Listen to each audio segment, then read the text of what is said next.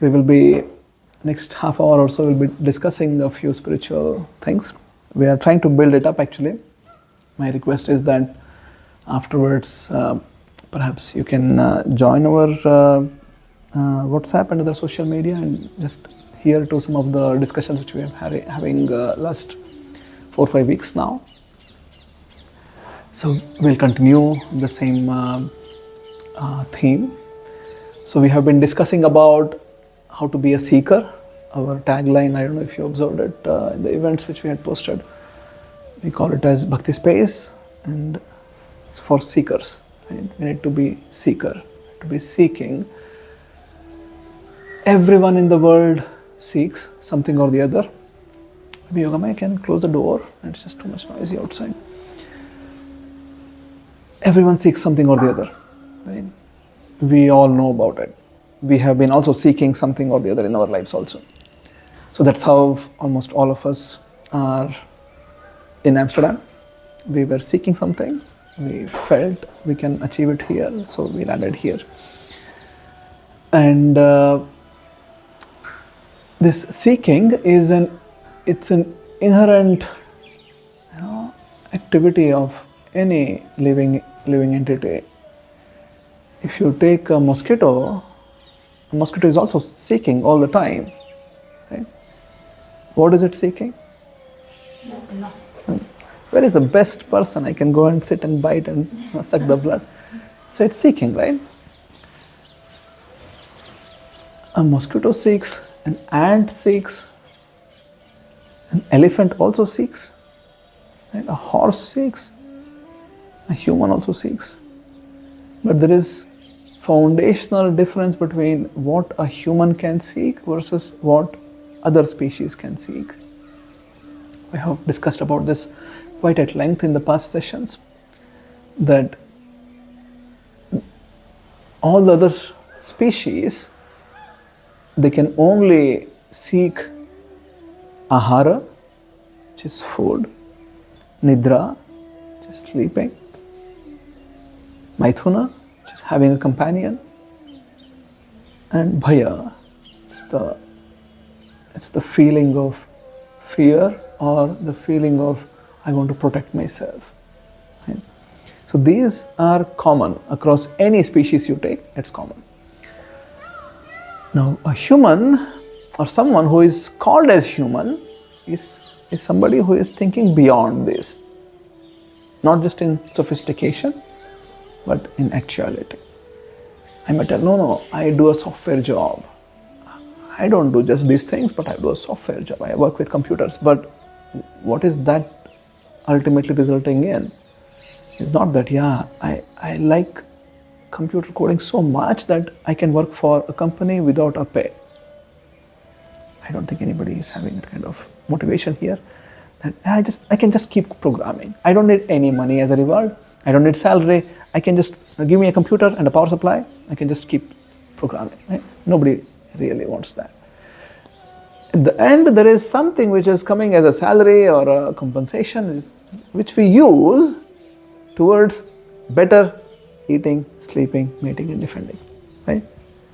So that's where entirety of human population is invested in right now. But that's not what a human is meant for. A human is meant for seeking something which is beyond these 4 basic instincts of life. We need to, of course, do those things. Yes, otherwise we'll die. So we have to perform the basic instincts, actions which are triggered by basic instincts. But we need to perform something which is higher than it. So that's a human. Someone who can conceive and seek something beyond eating, mating, sleeping, and defending is a human. Yeah. Now, we discussed in our last sessions that seeking has to be then targeted towards understanding who we are truly. Right? Like what exactly we are. Are we just our bodies? Are we our mind? Are we our intelligence? Are we our ego? Who is that? Who is real me? Right? That is and significant, perhaps in terms of how much weightage we give to other questions in life. This is perhaps in the absolute last, most insignificant question of our lives. But that's what is a human being. That you need to bring that insignificant question to more significant question. Right? In general, perhaps we are not contemplating, who am I? Right? We are happy. Month end is coming or weekend is coming, I get my salary, and it's a good weather outside, let's have a good life. That's where our most intelligence is invested. But from there, I need to at least start thinking little bit of my time. Who am I really? What exactly am I? Am I just a temporary substance? It's made of matter? If you just consider matter, your body will be worth of $10 maybe. And just matter, and amount of iron and what else? Calcium, magnesium. What else? Water. What else you have? Combination of this. Yeah, maybe $10 at best. If you just accumulate all of them. But that's not what we are, right? So we discussed in the past that then I need to be really seeking, who am I?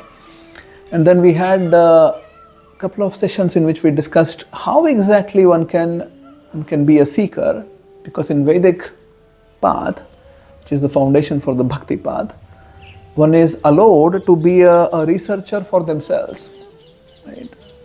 It's a bit different from the modern education system in which you are taught everything. Right? Now there is a book. Keep studying this, come write an exam, give you grades, and go to the next class and eventually you become a certified, trained workforce somewhere. And that's how we have been, and our upbringing has been. So it's fully targeted towards just making us a workforce so that we can earn our livelihood. And we have just ignored the rest half of the part of life. Who are we? And Vedic path just gives you a bit of freedom in exploring. It's not like some of the other religious or spiritual paths wherein you are told that this is what it is. You do this, otherwise you'll go to hell. That's not how Vedic teachings look at life. It's a very broad spectrum. You can board this bus or train from whichever station you want and just start being a seeker. Yeah. And then we discussed a few teachings from Srimad Bhagavad Puran and Taittiriya Upanishad, how being a seeker was celebrated. And then last week we were discussing about some of the prerequisites of being a seeker. And so I'm just giving a brief overview of what all we have done so far so that you can get some connection. Anybody remembers, those who came last time, what all we discussed as some of the prerequisites to be a seeker? Practice. To be having practice, yes. What else? Detachment. You have to have detachment, yes. Liliana, you remember anything? Being sincere. Being sincere, very good. Preeti, you remember anything? Yeah, we discussed Yogamaya. Do you remember anything? So we discussed a few more attributes which are necessary to be a seeker. Being humble, being grateful, and these were also discussed. And then we discussed a story, how there was a king who just ignored this question of who he is and just spent his life, and in the end was brought to knowledge. So we'll continue from there this week. We'll discuss about how different examples are there in which this attribute of being sincere and humble, how this is practiced in a real setting.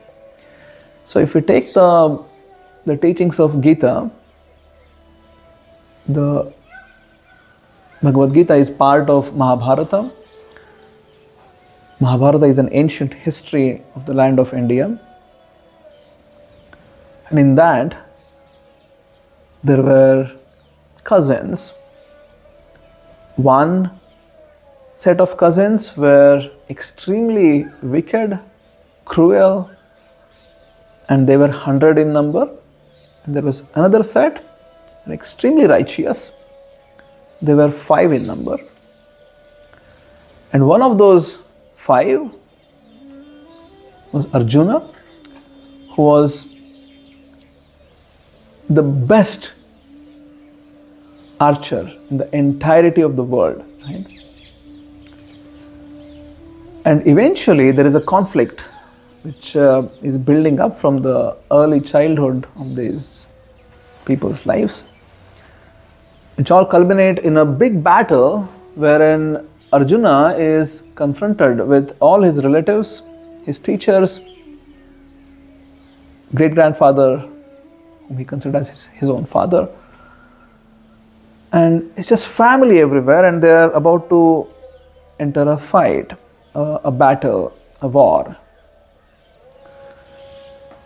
And Arjuna, who is the central figure of this whole battle because he was the most skillful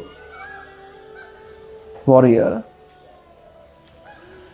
he started having second thoughts of just whether it's right to fight this battle or not. So he had his friend Krishna as his chariot driver, and Arjuna started posing questions to Krishna that I don't want to fight this because of so many of my own logical conclusions. That if I fight this battle, I'll be killing a lot of people, and killing is not good. I'll be getting bad karma because of that. Right?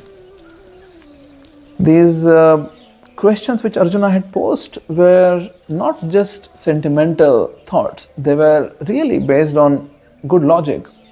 So Arjuna felt, if I kill, I'll get bad karma. It's not good. If I kill all these people, I'll destroy the whole culture. There'll be no culture remaining anymore. And because as per some accounts, there were 600 million people who assembled for that battle. It's quite a lot. Right? 600 million. It's not a small number. And then Arjuna says, if I kill all the men, there will be imbalance in society because only women will be remaining. Right? All the men are gone. Who will protect the women? Who will protect the older generation? Who will protect the younger generation? Right? And then he says, if I kill all these people, it is not just this generation I am affecting. I'm affecting the generation which has gone, away in the past and is going to come in the future. Because Vedic life is not a life in which you're just thinking of one life. We think of life as a continuum. Not just, you're born and you're dead at some point of time. That's not just what is life. It is a part of life. But that's not just what is life. Life was there before, and life will be there afterwards also. Right? So you will continue to live. So Arjuna is thinking, if I enter this battle, I kill all these people, I'll be just destroying not just this generation, but some of the oblations they used to give for the forefathers, that will be stopped. The next generation which will be coming is also not going to be a good one. There is no culture remaining anymore. So he was giving extremely logical reasonings at why I don't want to fight this battle. And then, with all that logic, he just collapsed, because in one of the threads in his brain, he was also thinking, no, I should also fight, because it's my duty to fight. These other people who are there on the opposite side, they're not good people. Right? I need to really establish dharma, a situation in society in which everybody is peaceful and practicing spirituality. I need to be really taking a stance against these wicked people. So he was having conflicting thoughts, and he just broke down totally, absolutely collapsed. And his mouth he started shivering, mouth started drying up. He couldn't stand anymore. He just sat down. He left his bow and arrows and everything away, and he was just, Krishna, I don't know what I should do. So in that moment, so I just gave a brief introduction to first chapter of Gita. The second chapter, very early in the second chapter, Arjuna tells that with all these logical reasonings, Krishna, I am not able to come to a conclusion. Karpanya doshopahata swabhavaha pruchhami tvam dharma sammudha chetaha. This is Sanskrit. I'll translate it for you afterwards. This is a changing dimension in the Gita. This is second chapter. Until then, only Arjuna is speaking. Right? Krishna is just, okay, you want ventilation, just keep speaking, right? Just tell whatever you want, it's fine. So it's just Arjuna, just one after the other, just reasons, why I don't want to. Then at some point of time, Arjuna tells, no, Krishna, right now I am being pulled down with a miserly mentality of mind. That's the meaning of Karpanya. Kripana is somebody who is very miser, not just in spending money, but spiritually. Pruchhami tvam dharma sammudha chetaha. I'm going to ask you now something because I don't know what is the right application of dharma in this context which I'm put in right now. Dharma sammudha. Mudha is someone who is foolish. Yat shreyaha syan nishchitam bruhitan me. That's why please tell me now, nishchita is conclusively, deterministically, tell me what is that which is shreya, which is most beneficial for me. Shishyasteham shadhimam tvam prapannam. I accept myself as a disciple now, shishya, to you. So for those who want to study it back, this is 7th verse of 2nd chapter. So we see in this game-changing mentality of Arjuna that at the end of just so much of logical, rational, conflicting thoughts which were running in his mind, at the end, when he was about to collapse, he actually took a humble position and just took shelter of Krishna and asked Krishna, so far we have been friends, I'm talking with you as a friend, but now I want to put myself as a student of yours.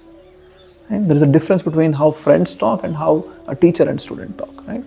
So he tells to Krishna that I want to put myself as a student now, as your disciple.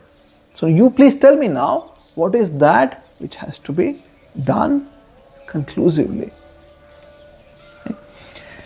So this is one account in which we see that even seemingly a very qualified, extremely qualified, the best skilled person in the world got into a situation where he was having no idea what to do, and he had to take a humble position. His own logical reasonings couldn't really help him. He had to become humble by telling to Krishna that now I surrender to you, Krishna. Many times we approach spirituality thinking that I already know enough, right? Yeah, this is how much I know. Yeah, I know this. Yeah, I also do some meditation. I do some yoga. Yeah, I have attended a few courses, and I do some. I practice a good life. I'm a good person. Yeah. Most of the times, this is how our framework is. I'm a good person, and we see everything in the world with this lens. I'm a good person.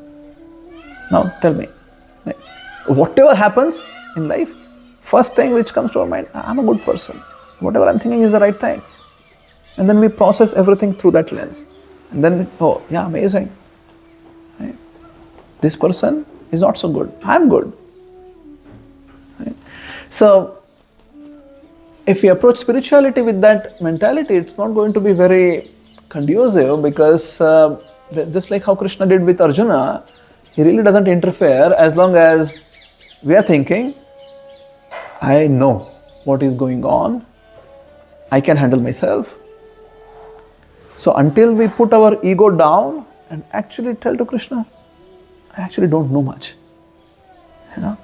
A sign of intelligence is to understand that you are limited. That's a sign of intelligence. There is a knowledge sphere which you know, right? Preeti knows how to make amazing rice dal. Yeah, she knows. There is a bigger sphere which Preeti knows that she doesn't know. If I ask Preeti how to perform a neural surgery, right? How exactly, what all you need to do so that you can operate the brain of a person, she will tell very quickly, right away. Preeti, what will you tell? Right? So there is a sphere which Preeti knows, right? Preeti knows that she knows.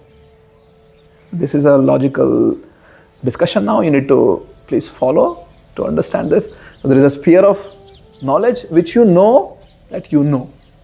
It's a bigger sphere of knowledge which you know that you don't know. Right? Like surgery for Preeti. Like that, there is thousands of things maybe. If I ask her how to construct a building, she doesn't know that also. Right? If I ask her about quantum mechanics, she doesn't know about that also. Right? If I ask her about economy, she doesn't know about that also. Little bit. Yes. Yeah. Preeti knows that she knows a little bit. Asmita perhaps knows better because she works for a bank. I hope she knows a little bit more. Yeah. Okay. So, but you know that yes, this I don't know. Right? You know this. So first sphere is, what is it? No. What do you know? You know.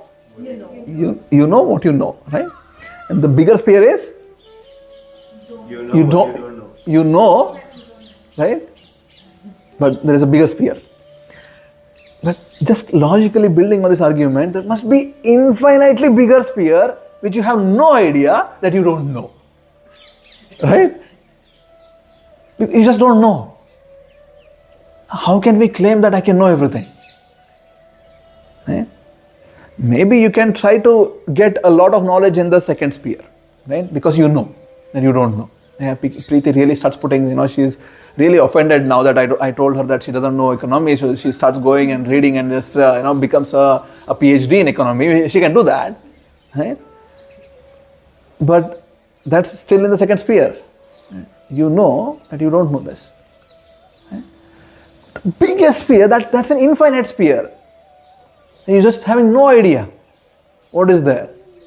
How can you claim that you can know everything? There is no way.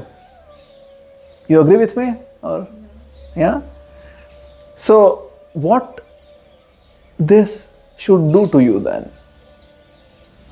It should make you humble, right? I actually don't know much. I'm just insignificant entity here. How much can I know? Right? So that's the first step for getting knowledge. First step, being humble. And when you're humble, your heart just opens. Right? Just like a seed, for a seed to grow, you need a good quality seed and what else? You need a good quality soil and you need water and you need sunlight. And many things need to be all in right amounts. Right? So similarly, humility is like that fertile ground in which the seed of knowledge can grow. Of course, you need other things like the sunlight, and we can compare it to the sessions like this, and you can get some further information in your own journey and start practicing. You need water, right? That could be your own practice every day. But the fertile ground is humility. Unless that is there, it doesn't matter how nicely you put water, how nicely you give sunlight, how best quality seed it was, it doesn't matter. If the soil is not good, of no use. Right? So similarly, if our heart is not humble, we will never ever get even one iota of Vedic knowledge. It's just impossible. This knowledge is not a bookish knowledge. Veda is not based on books. Right? It's not. Veda means knowledge. It's universal knowledge. Yeah. It was written down around 5,000 years ago, compiled by a person called as Vyasa, who compiled all the Vedic literatures. But knowledge as such, it's universally available. We are all like antennas. We can perceive this universal knowledge, which is there everywhere, if our heart is humble. Yeah. We perhaps are not the best of the scholarly people. Perhaps we don't have the best of the intelligence. Perhaps we don't have best of memory skills or reading skills or whichever skills. It doesn't matter. If our heart is humble, we can start getting this knowledge. Yeah? Because our hearts are like small antennas which are, you can see this actually. If you go to a situation which is in extreme violence, you actually feel that, right? You start feeling about it. Even if you watch it on the TV, isn't it? If you watch something really ghastly and violent, you feel a bit affected, isn't it? You can go and watch some of the documentaries which are there about places like Somalia and others. Just if you see how much cruelty is there, what sort of life they're leading, you will feel, right? So you can understand that this consciousness which you have is an active substance. It's not a dull substance. This can actually reciprocate with others' thoughts and feelings, or the circumstances in which you are put in. Right? Otherwise, just watching something, how can it make you feel? Right? So it's an active substance. You are an active substance. You are not a passive substance. That means that if I put myself in the right circumstances, then I need to be able to then also reciprocate with that, isn't it? It's just logical. And if I put myself in a ghastly situation, I reciprocate to that. If I put myself in a comedy situation, I laugh. Right? Some joke is coming in the TV, some people are doing like stand-up comedy, you laugh, right? Why do you laugh? You're not sitting there in his audience, you're watching it recorded. But you laugh because you connect with that. Right?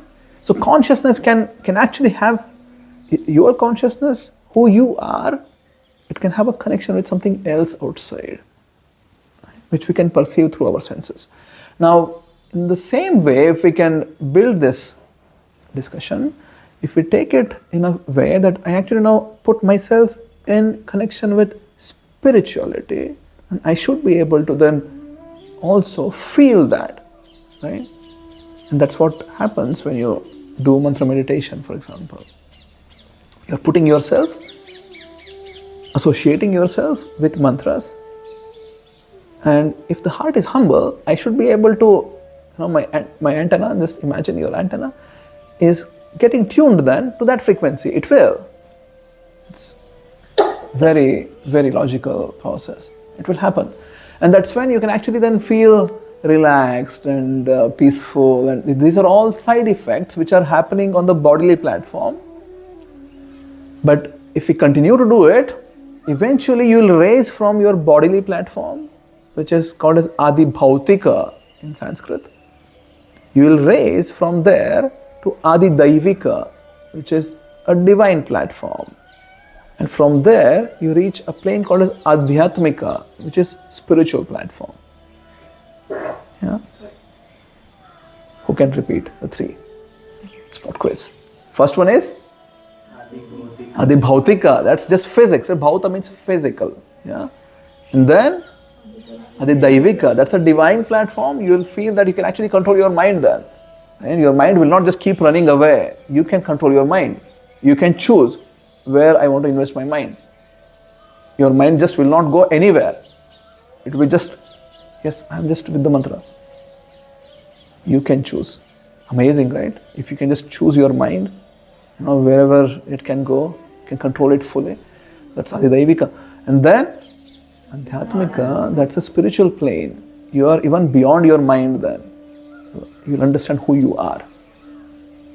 And for that to happen, you need to be able to resonate in the same frequency as in the mantra. And your heart, your consciousness should be in the same, it has to be tuned to the frequency of the mantras. Not just physically, but beyond that. Right? Like in olden times, there used to be radios. You tune the radios for a particular frequency, and it gives proper radio channel. Then you can hear the audio programs coming in that channel. Similarly, if I can tune myself to be humble, and that's when I can then receive. So this is the way of learning in Vedic methods. It is not about how great I am. I can read the entire Gita and Srimad Bhagavatam and Upanishads and Vedas and I know everything. I can by heart everything. I can recite backwards maybe. Right? So it doesn't matter really. Those things are just, it's in a very different level. Being scholarly is not a requirement to become spiritually advanced. Being humble is definitely required. If you are scholarly along with being humble, very good. Yeah. But in mathematics there is something called as necessary and sufficient. Necessary but not sufficient. Yeah. So just being scholarly, it's not even necessary. Right? If you can, that's good. But being humble is necessary. You can't get anywhere otherwise. So that's something which I wanted to tell today. We'll build on this next week again.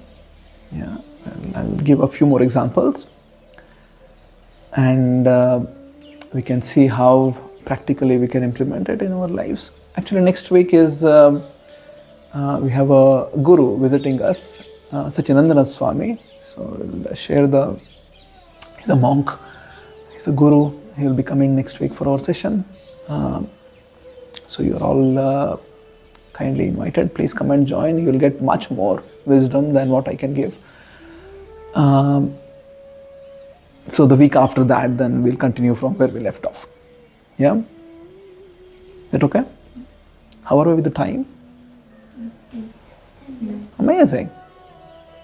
Preeti had a question? No, when you were telling what we know and what we don't know, so I was also thinking our brains are so limited. Yes. Also to focus on many things at once. It's Yes. practically impossible to master everything. So how can we master the entirety of No, there is just no way. And that's what I was trying to build. I don't want to give you a hope here that no, I'll teach you how you can. No, it's just impossible. You are insignificant. And that's the first step to actually understand.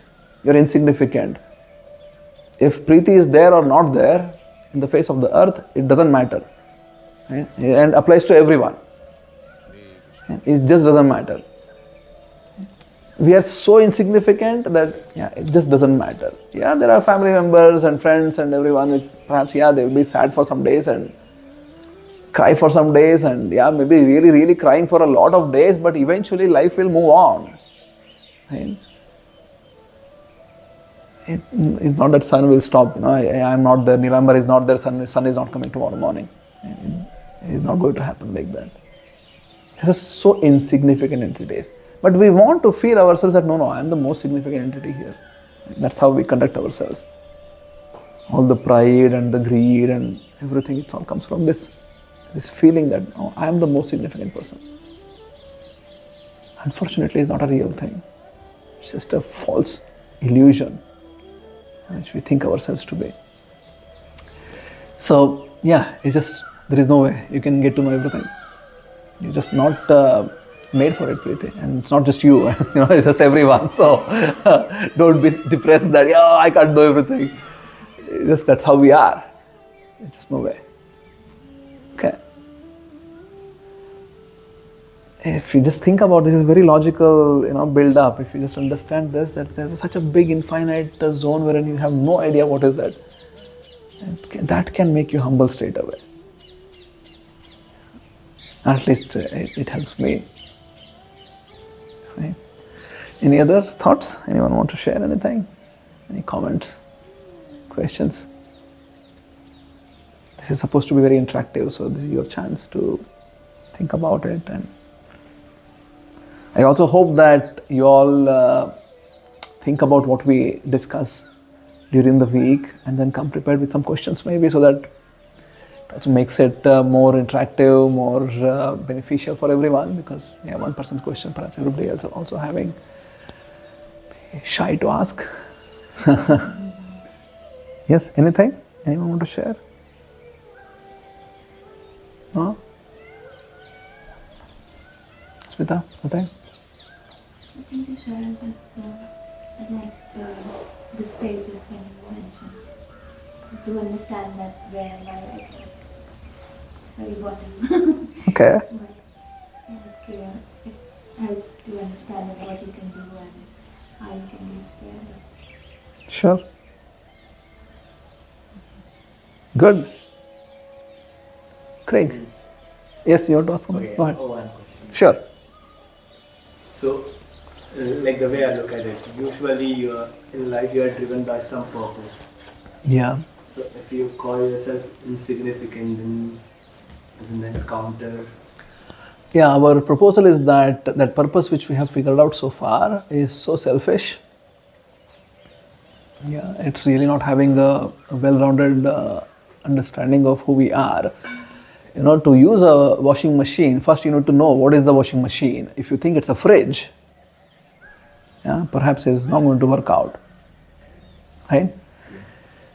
If I want to use an iron box, I need to also know what is the iron box, what is it meant for, what exactly is this thing, right? And that's how you use anything, isn't it? First you figure out what is this, how to use this, what's the use, what is the benefit, what's the right way of using it. So first you figure that all out and then you start using, right? Not the other way around, that okay, I found something today, let me start exploring this, right? I'll just dismantle it all, I'll start figuring out. We don't use anything like that, right? If you don't know something, we take a user manual and just go through, okay, this is what it is, this is how it should be used. So before we understand the purpose of something, we need to understand what is this about. What is it, right? So before we understand about our own purpose, I need to first understand what am I, who am I? And then with respect to that, purpose can be understood. Otherwise, it's just a purpose which is there on a very, it's like on a bubble. You have no idea what is inside really. It's a bubble. I think myself to be this, and this is my purpose. Right? So, I'm just telling in general answer. I'm not telling, maybe you have already figured out who you are. So, but No way close.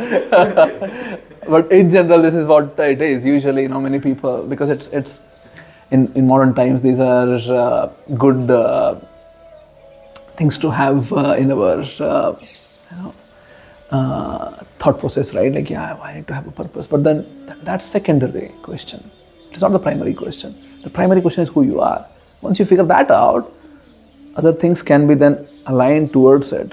Right? The purpose of the fridge is well defined. What is it for? I don't need to do too much of research on what's the purpose of fridge. So similarly, if I also figure out who am I, then getting to know what is my purpose, real purpose, it becomes clearer. Maybe you have already reached some state of higher consciousness by being mindful about many of the life instances. One can actually learn from life instances. So perhaps you got some idea of what you should be doing, but to get the real answer, let's rewrite the question first.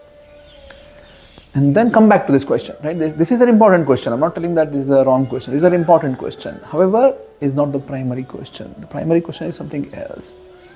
Once that's figured out, then you come to this. It becomes more meaningful question. More meaningful answers will come out afterwards. Okay? Yeah. Does it make sense? Yes. Okay. Yes, Divya, how was it for you? Yeah, for me, I always have this thought like there's none who knows everything and there's none who knows nothing. So I always have that in my mind. But to stay humble in all the situation, how is it possible? I don't know.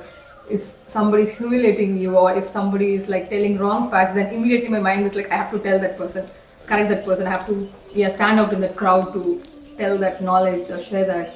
So yeah, how do you stay in a humble state all the time in all situations? So, being humble doesn't mean that I accept humiliation, right? So, that's humility and humiliation are two different things. So, humility has nothing to do with humiliation. So, I can always stand up for righteous things. But if I'm doing it from the platform that I know everything, I know more than you guys, and that's why I'm sharing this, that's a wrong platform to be in, right?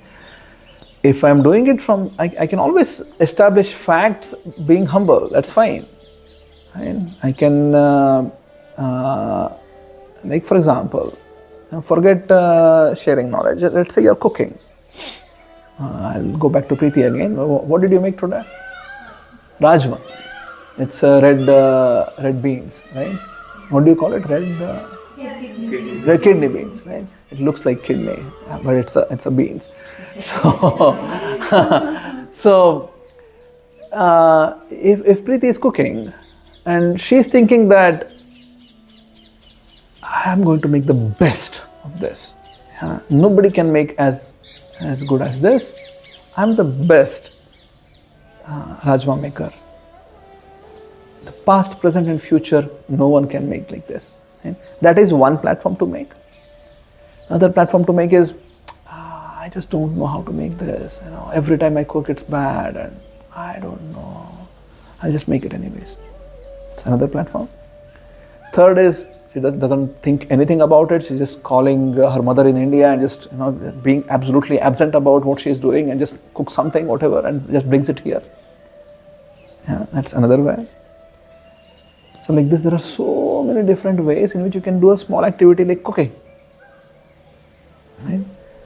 And being humble is another different dimension also. You could be while cooking.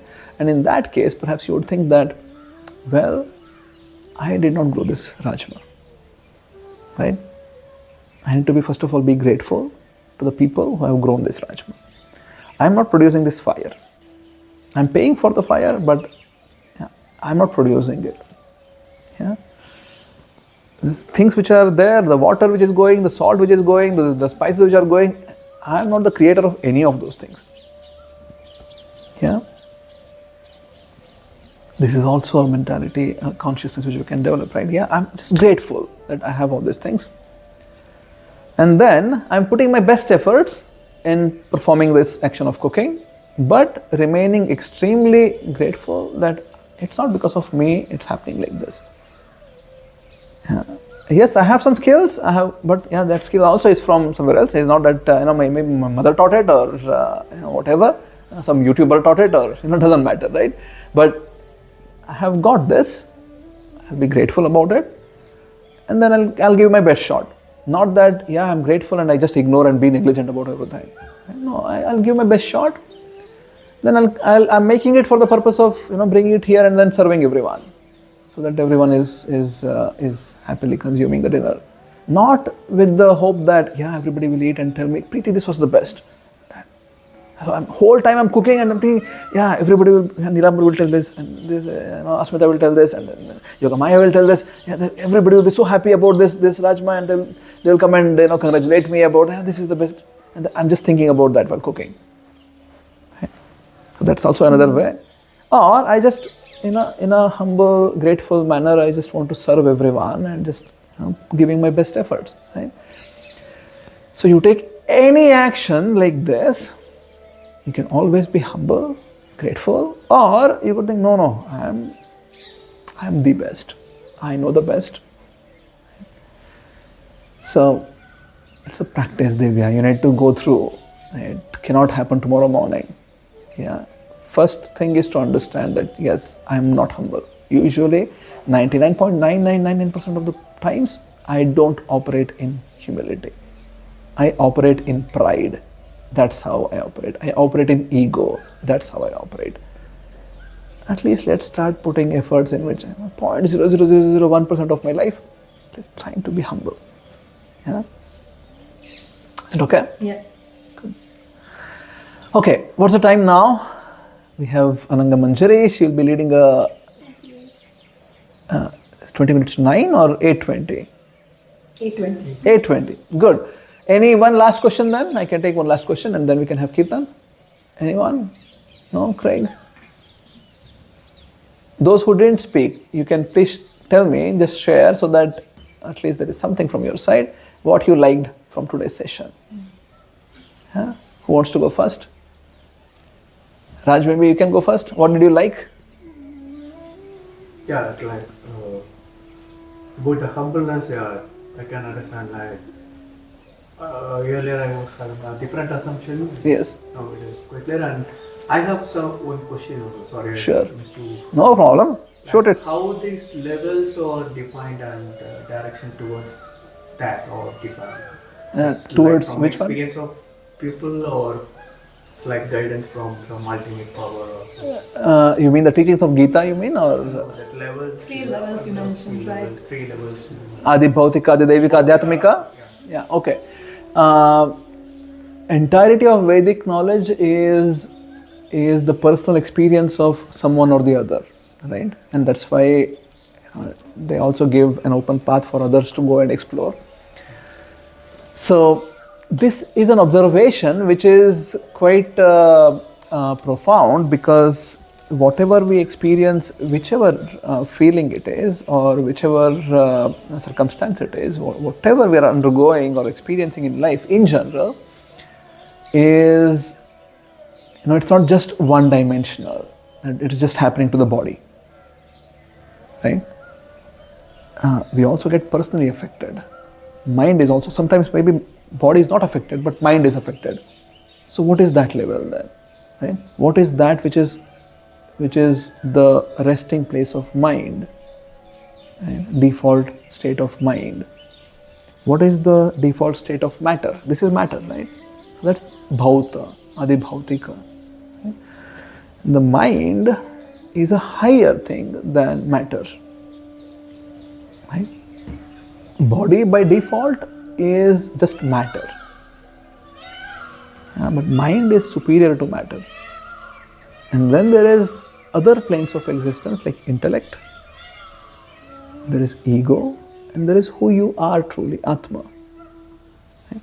Now people have done a lot of tapasya, austerities, and a lot of meditation, and a lot of yogic practices, eventually reaching the highest form of existence in which they have realized what is Atma. They function as Atma then.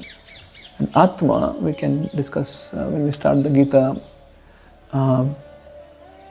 chapter by chapter. I want to take a Gita course sort of. And then we can see how is Atma described. Atma really doesn't need food. You don't need to eat. If you are in the platform of Atma, you are not affected by anything outside at all, because it is above and beyond matter. So anything happening in the matter, cold, heat, whatever, doesn't matter to Atma. It's never becoming hungry, for example. It is never becoming thirsty, for example. When the body dies, Atma never dies. Atma just moves away and goes to another plane of existence afterwards. So these things are realized from different researchers, whom we call as sages or rishis. And they were researchers really. Their research field was inside their own heart, and they had a specific yogic practice which they performed to reach that higher level of existence. And Vedic knowledge in general is the experience of these people basically, what exactly they figured out. And this is like ancient, it's not just modern, right? Thousands of years old. So, as per modern historians, science only started after Europe became famous, but that's not how life was, right? There was enough science in other parts of the world also, and then in Vedic life, this is how the science was developed, that you actually are more concerned about your own self than other instrumentations which you can build with the body. So India was then the land of knowledge, how you can actually become spiritually enlivened and enlightened. And yeah, these were experiences of people who had got that higher taste in their practices.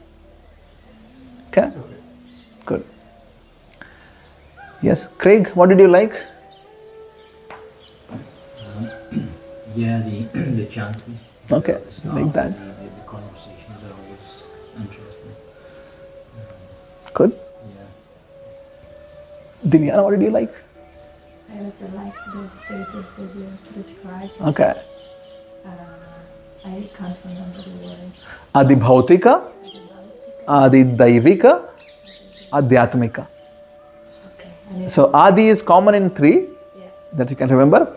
Bhautika is physical, Daivika is divine, it's more of mind, yeah? And then Atma is who you are. So Adi Bhauta, Adi Daiva, Adi Atma. Okay?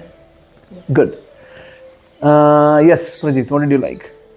I like this session overall. Like Okay. humility.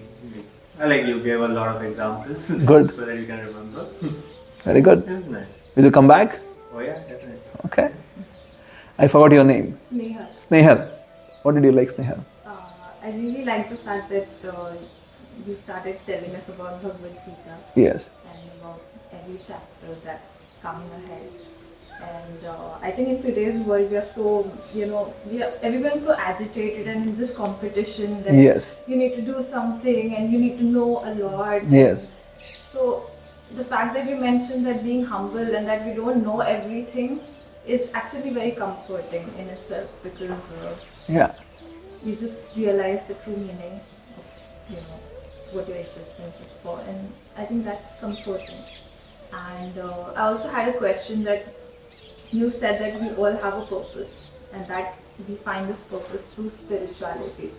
So I don't know if it's too early to ask this, but does everyone have a spiritual purpose of life, or what it is? What do you?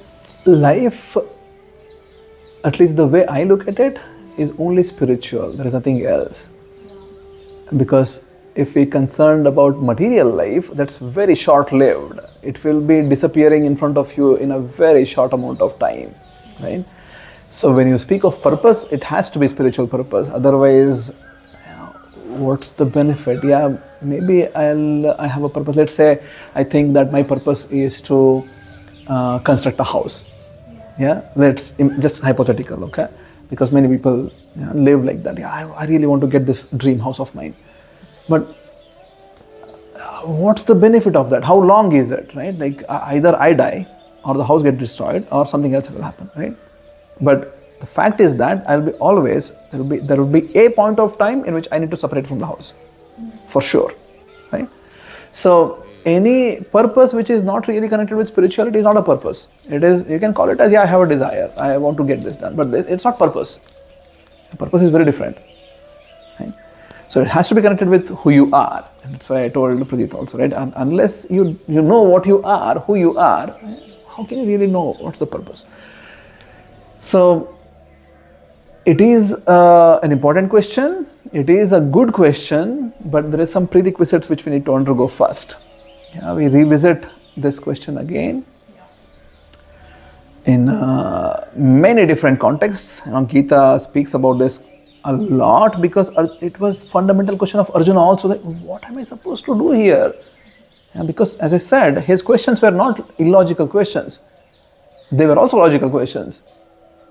But he was just so confused. I don't know which one should I apply. Should I just go away? Should I fight? Or what should I do? Right? So hold on to it. Okay?